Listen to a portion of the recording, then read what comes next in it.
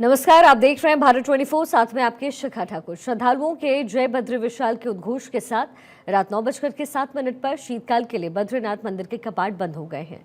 गंगोत्री, यमुनोत्री और केदारनाथ धाम के कपाट पहले ही बंद हो चुके हैं और अब बद्रीनाथ धाम के कपाट बंद होने के साथ ही इस साल के लिए चार धाम यात्रा का समापन हो गया।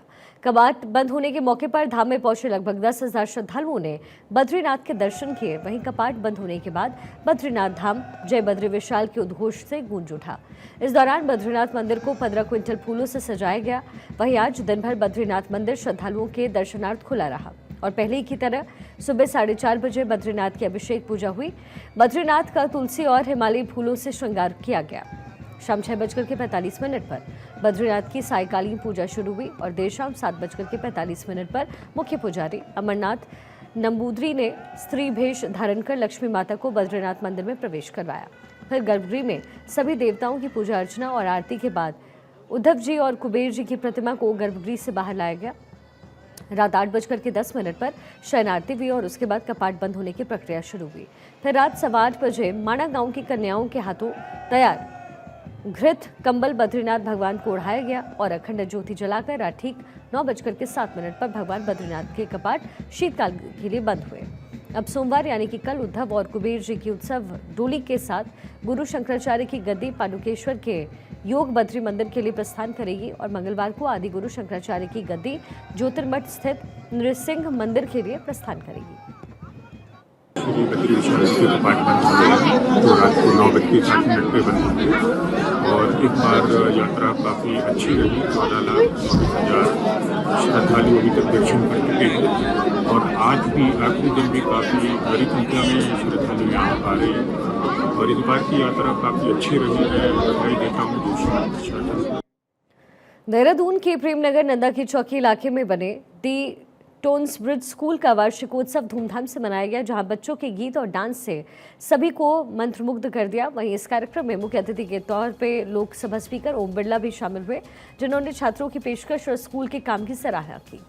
इसी बीच स्कूल के सभागार में आयोजित कार्यक्रम में दीप प्रज्वलन के कार्यक्रम का आयोजन हुआ, जिसमें मुख्य अतिथि ओम बिरला, इसके साथ ही पद्म भूषण डॉक्टर अनिल जोशी ने दीप प्रज्वलित करके कार्यक्रम की शुरुआत की और इस दौरान आईटीबीपी के जवानों ने बैंड की प्रस्तुति की।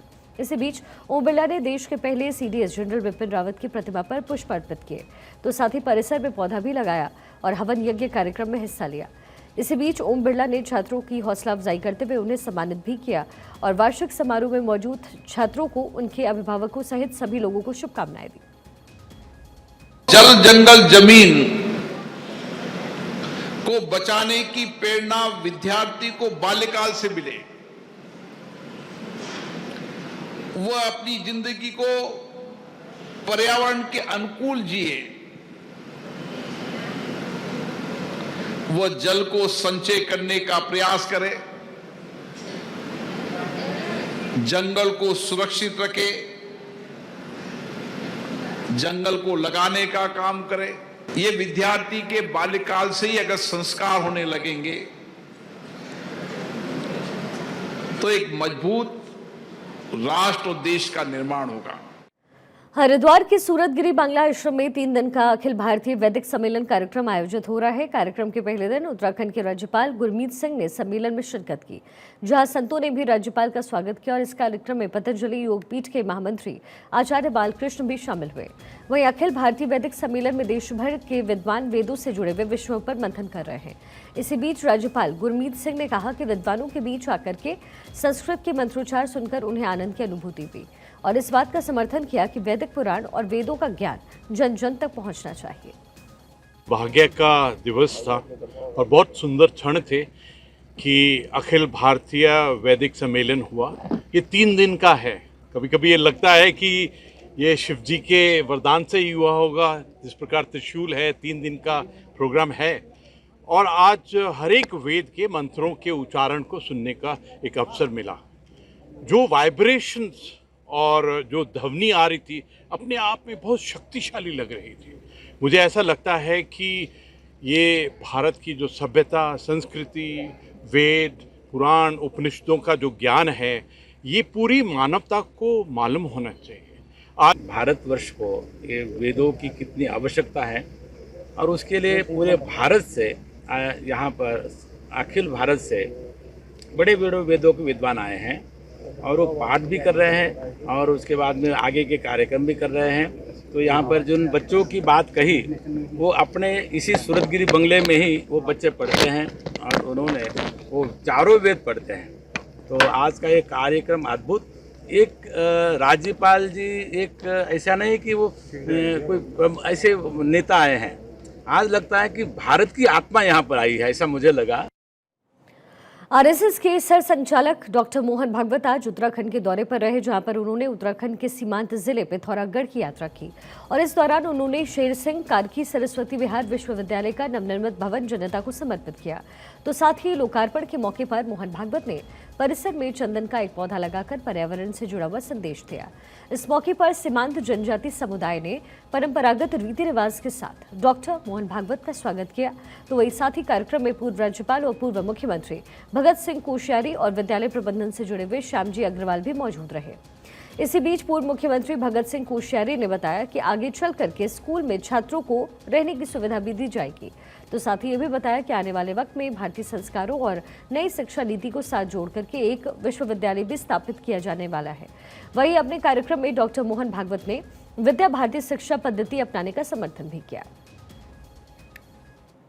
उत्तराखंड की केदारनाथ सीट पर होने वाले उपचुनाव का प्रचार अब अपने अंतिम दौर में है। इसी बीच राजनीतिक पार्टियां लगातार जनता के बीच पहुंच रही है। वहीं चुनाव से पहले बीजेपी अपनी जीत का दावा करती हुई दिखाई दे रही है। इस सिलसिले में चुनाव प्रचार करके वापस आए बीजेपी के प्रदेश प्रभारी दुष्यंत कुमार गौतम ने आज एक प्रेस कॉन्फ्रेंस की। बीजेपी प्रदेश कार्यालय पर हुई इस प्रेस कॉन्फ्रेंस में उन्होंने अपने दौरे में हुए अनुभव को साझा किया, जहां उन्होंने दावा किया कि केदारनाथ के उपचुनाव में बीजेपी की प्रचंड बहुमत से जीत होगी। साथ ही ये भी बताया कि केदारनाथ की जनता ने बीजेपी के पक्ष में वोट देने का मन बना लिया है। का पहला मुख्यमंत्री है, आपदा के समय सबसे पहला व्यक्ति कोई वहां पर खड़ा होता है तो उत्तराखंड का मुख्यमंत्री वहां खड़ा होता है।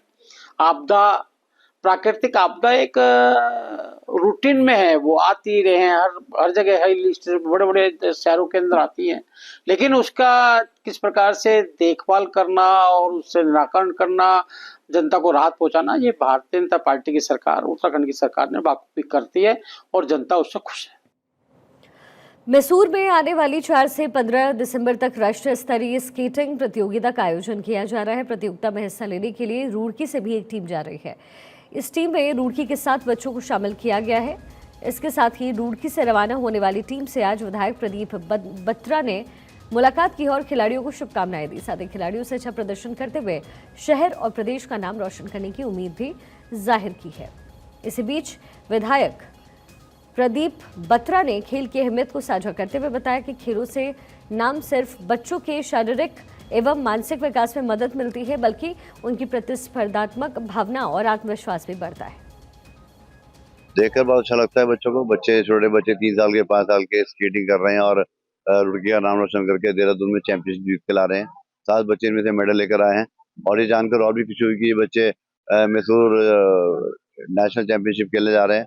और मैं सोचता हूँ कि बच्चों में एक उत्साह है, एक ऊर्जा है और बच्चे स्केट की तरफ आकर्षित हो रहे हैं आजकल। और कहना है हमारे प्रधानमंत्री नरेंद्र मोदी जी का कि खेलेगा इंडिया तो खिलेगा इंडिया। तो बच्चे के चेहरे देखिए आप कैसे खिल रहे हैं। जितना बच्चे खेलते हैं उतना उनके चेहरे खिलते हैं। अंडर 14 में खेला था और नेशनल में सेलेक्ट हुआ हूँ और मेरे को भी एशिया की तरफ से वहाँ गोल्ड लेकर आना। हमारा अब की बार क्वालिफाई हुआ है और सर ने हमसे वादा करा है कि सर हमें इतनी प्रैक्टिस कराएंगे कि हम अगली बार नेशनल जा पाए। हम भी सर के साथ फुल प्रैक्टिस करेंगे। आज बहुत अच्छा लग रहा है कि हम क्वालिफाई हो गए हैं। पहले ट्रायल में हमने क्वालिफाई करा है और अगली बार ये उम्मीद है कि अगली बार नेशनल के लिए जरूर जाएंगे।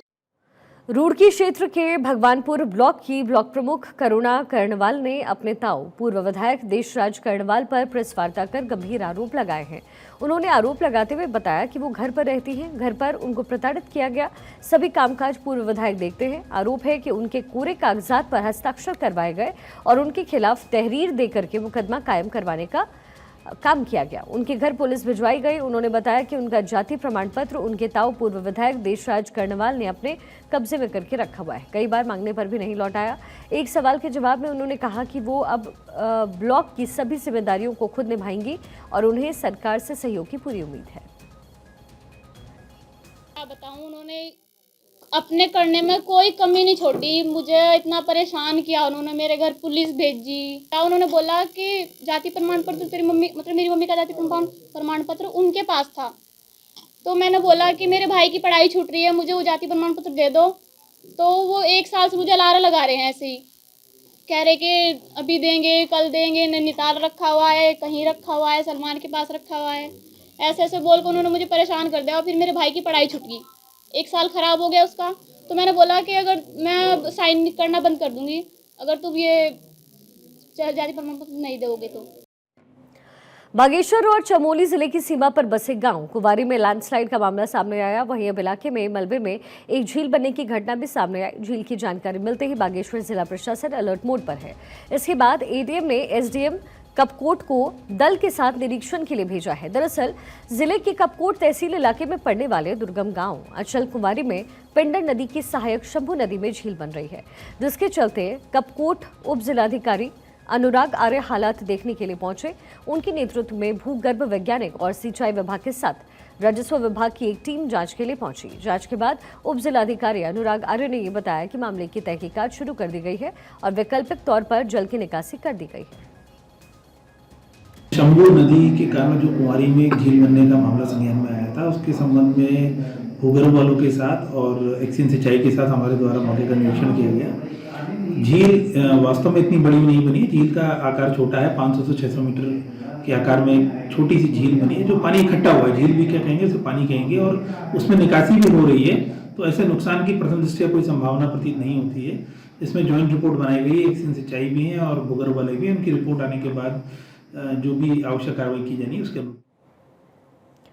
मुख्यमंत्री पुष्कर सिंह धामी के आदेश के बाद अब दुर्घटनाओं पर रोक लगाने के लिए परिवहन निगम ने कवायद शुरू कर दी है। ऋषिकेश में परिवहन निगम के अधिकारी प्रदीप जैन ने बताया कि पहाड़ी और मैदानी क्षेत्रों में लंबी दूरी पर जाने वाली बसों में 2 ड्राइवर तैनात होंगे, जिससे दुर्घटनाओं पर अंकुश लगेगा।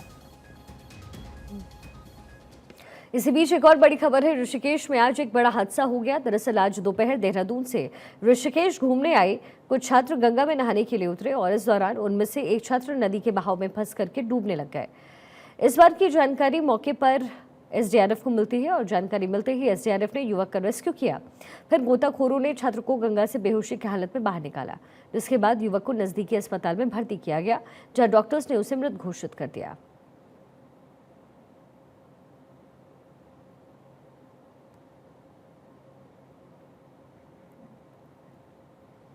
देहरादून में सार्वजनिक स्थान पर जाम छलकाने वालों के खिलाफ पुलिस ने अभियान तेज किया है।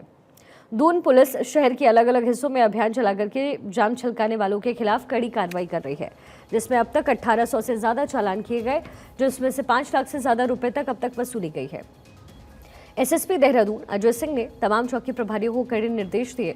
साथ ही ये भी कहा कि जाम छलकाने वालों के साथ ही शरारती तत्वों पर सख्त कार्रवाई की जाए, ताकि दून शहर का माहौल खराब ना हो। इसके साथ ही लगातार हो रही सड़क दुर्घटनाओं पर भी अंकुश लग पाएगा।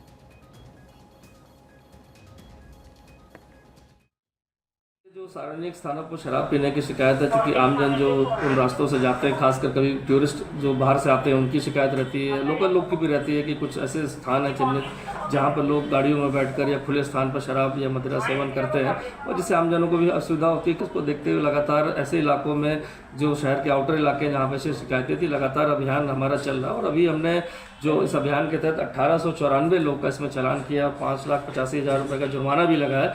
तो देखा जाए तो इस तरह सार्वजनिक स्थानों पर मर्यादा भंग करना, चाहे ऐसे टूरिस्ट स्पॉट जहाँ पर धार्मिक स्थलों की मर्यादा भंग करना, तो इसको देखते हुए अभियान चल रहा है और ये आगे भी निरंतर जारी रहेगा। लक्सर में स्वास्थ्य विभाग द्वारा लक्सर सीएचसी परिसर में कम्युनिटी एक्शन फॉर हेल्थ के अंतर्गत ग्राम स्वास्थ्य स्वच्छता एवं पोषण समिति पर ब्लॉक स्तरीय जनसंवाद कार्यक्रम आयोजित किया गया। कार्यक्रम में लक्सर विधायक मोहम्मद शहजाद ने बतौर मुख्य अतिथि शिरकत किया और इस अवसर पर विधायक द्वारा अस्पताल में बेहतर सुविधा देने का आश्वासन दिया गया। मैं प्रधान बीडीसी और भाई ब्लॉक प्रमुख हैं और हैं अधिकारी हैं, डॉक्टर हैं, अगर हम सब मिलकर कार्य करें, एक दूसरे के बजाय कमेंट करने के, हम एक गांव में जाएं और वहाँ की व्यवस्था को दुरुस्त करें, तो मैं समझता हूँ बहुत अच्छा कार्यक्रम चलेगा और चलना भी चाहिए। सरकार अगर खर्चा कर रही है तो जनता को लाभ मिलना ही चाहिए और मैं इसके लिए तैयार हूँ। उत्तराखंड गौ सेवा आयोग के अध्यक्ष पंडित राजेंद्र अंथवाल ने गौ माता को सड़कों पर नहीं छोड़ने की पूरे प्रदेश की जनता से अपील की। कोटद्वार पे मीडिया को जारी अपने एक बयान में राजेंद्र अंथवाल ने कहा है कि जिस प्रकार हिमालय और गंगा हमारी संस्कृति की पहचान है, उसी प्रकार गाय माता भी हमारी संस्कृति का हिस्सा है। लिहाजा गौ माता को सड़कों पर छोड़ करके पाप का भागीदार न बने।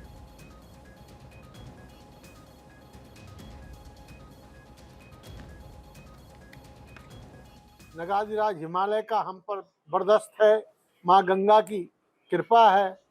तो मैं इस अवसर पर ये भी चाहूँगा कि गौ माता को जो समय सड़क पर है उसका पर भी लोग ध्यान दें। यदि गाय भारत की संस्कृति की धुरी है, इसलिए ये जो सड़कों पर निराश्रित छोड़ रहे हैं उनसे अपेक्षा है, अपील है कि ऐसा न करें, पाप के भागीदारी न बने।